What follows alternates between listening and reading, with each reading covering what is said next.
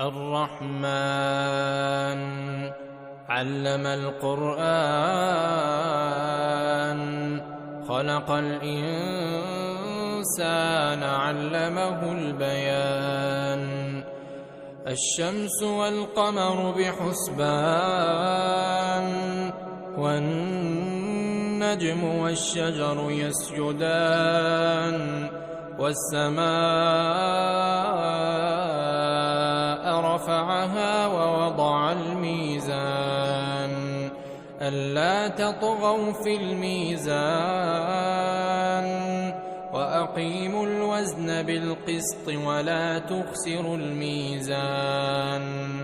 والأرض وضعها للأنام فيها فاكهة والنخل ذات الأكمام والحب ذو العصف والريحان